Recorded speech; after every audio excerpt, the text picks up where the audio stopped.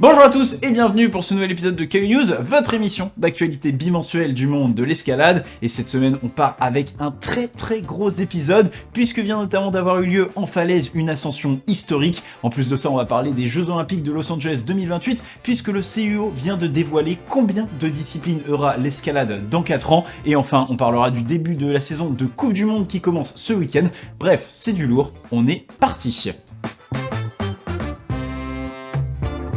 News numéro 1. Brooke Raboutou, la grimpeuse américaine de 23 ans, vient d'enchaîner la voie Excalibur 9B+, sur le site d'Arco en Italie, un exploit unique à ce jour qui la propulse en tant que première femme à ce niveau en falaise, un nouveau pas de géant pour l'escalade féminine qui attendait de briser cette barrière depuis 2017 et le premier 9B au monde par l'Autrichienne Angela Hitter. Une croix historique par sa cotation donc, mais aussi par la manière, car si on a l'habitude de voir des femmes choisir des voies plutôt endurantes à ce niveau, Excalibur c'est tout le contraire, 2 pas de bloc en 8B+, avec un repos tout relatif au milieu, dans un panneau à 40 degrés, un profil taillé pour une bloqueuse polyvalente, et ça tombe bien puisque c'est un peu la définition de Brooke. D'ailleurs, avant cette réalisation, sa dernière croix de plus haut niveau recensée en falaise semblait dater de 2016, avec Cosi Fan Tutte sur le site de Rodellar en Espagne, une lacune dans son palmarès qui symbolisait plutôt un manque d'investissement calculé au profit de la compétition plutôt qu'un manque de niveau. Le potentiel était là, il fallait simplement y mettre le temps et l'investissement, car Brooke c'est un peu l'Obélix de la grimpe, tombée dedans quand elle était petite, sa potion magique était composée de parents, anciens champions internationaux et fondateurs d'un programme de développement d'escalade pour les enfants. Ajoutez à cela un frère légèrement plus âgé pour lui ouvrir la voie, et le sport aurait pu avoir des allures de trop facile pour elle. Mais entendons-nous bien, résumer son succès à ça serait une énorme insulte envers la grimpeuse, puisque sa polyvalence inégalée, c'est avant tout dans l'ombre qu'elle l'a forgée. En compétition d'abord, si on a l'impression que Brooke est aujourd'hui considérée comme une prodige, elle ne fut pourtant pas particulièrement précoce, et ce n'est qu'après 4 années, oscillant entre le top 20 et 30 en Coupe du Monde, qu'elle monte sur un podium à Salt Lake City en 2021. Mais même à ce moment-là, elle reste dans l'ombre de 2 grimpeuses qui la surpassent au niveau de la précocité, mais également sur la boîte, Oriane Berton et Natalia Grossman. Pourtant, au fil des années, la tendance s'inverse. Les performances de ces 2 rivales, bien que plus couronnées, sont en dents de scie, et Brooke trouve un talent dans la régularité au point de terminer 2e des derniers Jeux Olympiques derrière l'intouchable Janja Garnbret, autant dire la meilleure du reste du monde. En extérieur, même son de cloche, un crescendo discret en bloc pour devenir l'année dernière la référence de la discipline et l'une des rares femmes dans le 8C avec box thérapie avant de finalement s'attaquer à la falaise. À ce moment-là, la patronne c'est Laura Rogora. En 2021, l'italienne enchaînait Erebor 9B/+, un enchaînement pourtant presque anecdotique aux yeux de la presse mondiale. Alors on pourrait dire que les gros titres n'aiment pas le presque, et le slash, immonde témoin de l'incertitude, divise notre plaisir. C'est sûrement vrai, mais au-delà de ça, le succès de Brooke, c'est aussi sa capacité à rassembler. Brooke, c'est le géant qui rafle tout et qu'on veut continuer de voir gagner, que ce soit en compétition, en bloc ou sur falaise, et ça tombe bien puisque ça risque d'arriver. News numéro 2, et la semaine dernière est tombée une news qui ravira tous les fans d'escalade compétitive. Tenez-vous bien, le comité international olympique vient de confirmer la tenue de 3 épreuves d'escalade distinctes lors des Jeux Olympiques de Los Angeles 2028. Autrement dit, après être passé d'un combiné de 3 disciplines pour les JO de Tokyo en 2021 à un combiné bloc difficulté et une épreuve de vitesse à Paris 2024, et bien ça y est, à Los Angeles, chaque discipline de l'escalade compétitive, à savoir le bloc, la difficulté et la vitesse, auront le droit à leur propre médaille d'or. Une nouvelle exceptionnelle qui impacte la compétition à bien des niveaux. Déjà parce que Janja Garnbret va maintenant pouvoir gagner 2 fois plus de JO, mais aussi puisque sans format combiné au jeu, il y a fort à parier que celui-ci disparaîtra progressivement des compétitions du circuit international, et on peut même se demander si l'épreuve de combiné prévue pour les championnats du monde de Séoul en fin d'année a encore un véritable sens. Mais au-delà de l'organisationnel, c'est surtout un bouleversement sportif qui s'annonce, alors que depuis 8 ans, les grimpeurs s'étaient entraînés pour engranger de la polyvalence dans les 2 disciplines, on va maintenant pouvoir revoir des spécialistes émerger.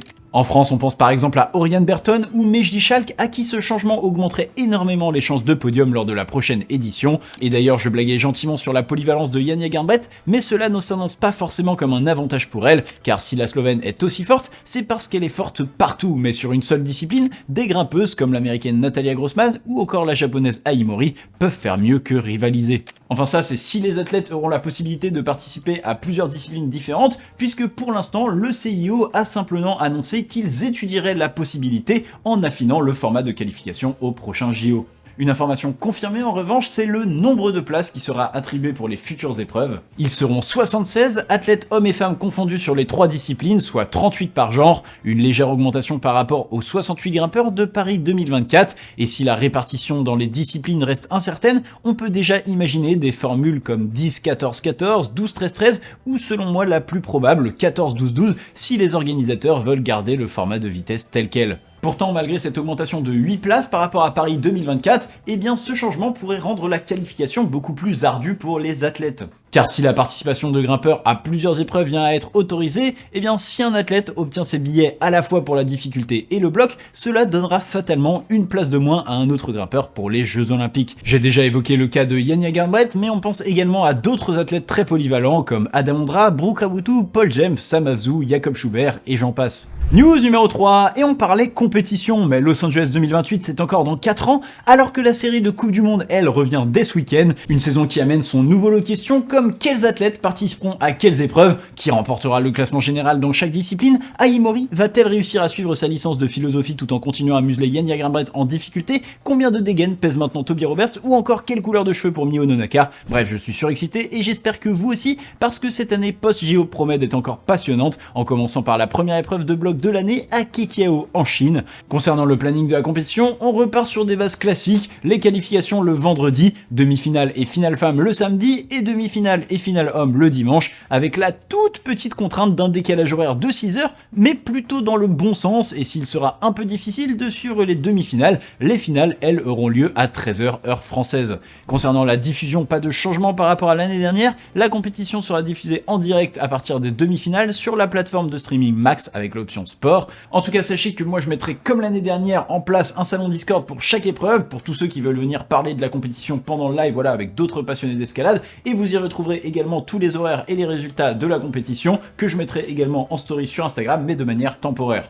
News numéro 4, il y a quelques semaines, on parlait du Reel Rock Festival, le premier festival de films d'escalade au monde. On disait notamment que cette année, son passage en France semblait compromis après la fin du partenariat entre la maison mère américaine et l'agence habituellement en charge de l'organisation du tour en France. Eh bien, une bonne nouvelle est tombée la semaine dernière au Grand Rex à Paris. Lors de l'inauguration du festival de films de montagne Montagne en Seine, celui-ci a annoncé reprendre la distribution du Reel Rock Tour en France, qui aura donc bien lieu cette année, et ce à partir du 12 juin prochain. Pour l'instant, 44 dates ont été annoncées, dont certaines restent encore à préciser au niveau du jour. Si ça vous intéresse de voir si votre ville est dans la liste, je vous mets évidemment le lien en description. Pour rappel, les films à l'honneur cette année sont Death of Villains, qui présentera l'histoire de Kay Leitner, grimpeur américain, et son rêve d'atteindre la cotation du 5.15, soit environ 9 à plus. The Cobra and the Earth, qui retracera l'histoire tourmentée du grimpeur suisse Didier Berthaud et sa relation avec la bloqueuse canadienne Thomasina Pigeon. Et enfin Riders on the Storm, qui reviendra sur une ascension dans la Cordillère des Andes avec les grimpeurs Nico Favres, Sean Villanueva O'Driscoll et Sibi Vanni. Des films dont certains n'avaient pas manqué de créer certaines polémiques à leur annonce, et ça on en parlait déjà dans le dernier KU News, donc si le sujet vous intéresse, je vous renvoie vers le lien en description. News numéro 5 et information audiovisuelle maintenant, la Warner Bros vient de racheter les droits de l'escalade compétitive pour 4 ans. La Warner, vous imaginez un peu le potentiel? On pourrait avoir un film d'escalade, non attendez, une série d'escalade, ou mieux, une série de films d'escalade. Attends, t'es Harry Blocker? Ouais, c'est moi, pourquoi? C'est vrai ce qu'on dit à propos de ta cicatrice? Ah, ça?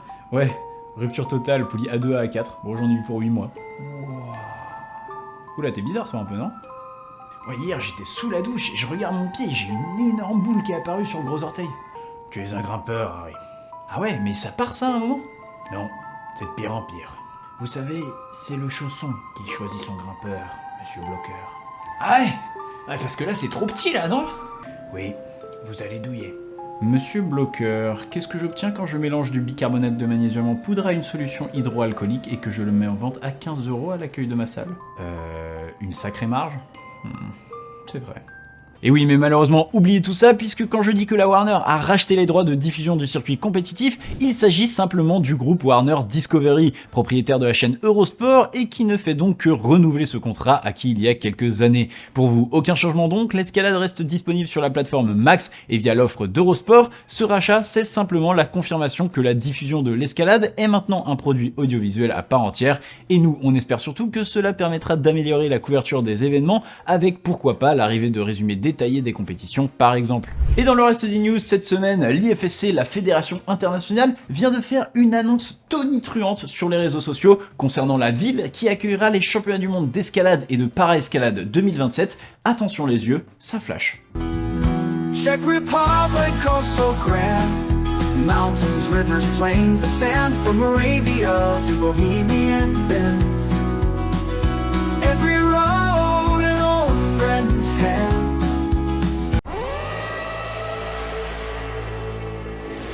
Ceci est une alerte enlèvement du ministère de la Justice. Le budget de l'IFSC a été enlevé. N'agissez pas seul. Si, et seulement si vous disposez des informations permettant de le retrouver, contactez le numéro situé sur votre écran. Enfin bref, les championnats du monde 2027 auront donc lieu à Brno en République tchèque, une ville surtout connue pour être le fief d'un certain Adam Ondra. D'ailleurs, c'est la première fois que le pays accueillera la compétition la plus prestigieuse du circuit, et si ça promet une très belle édition, on attend surtout déjà ceux qui auront lieu en fin d'année à Séoul. Et toujours dans le reste des news, on va parler d'une Française en forme maintenant, j'ai nommé Lily Abriat. Après un titre de championne du monde jeune l'année dernière et des résultats plus que satisfaisants en senior, celle-ci vient de remporter sa première Coupe d'Europe senior à Rome à seulement 18 ans. Une magnifique performance en finale, terminant devant l'italienne Stella Giaccani, mais aussi devant une autre française, Lucille Sorel, dont les performances sont aussi très solides en ce début d'année.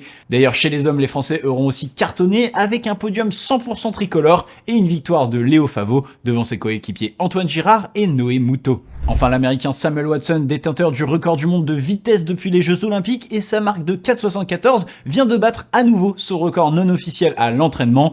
Il y a 2 semaines, c'est de quelques millièmes qu'il l'améliorait pour un temps de 4,665. Et bien c'est maintenant par 2 centièmes que l'américain vient de le battre, passant à 4,64 et nous faisant attendre plus que jamais la reprise des Coupes du Monde. Et voilà, c'est tout pour les news, et maintenant on passe au croix de la semaine.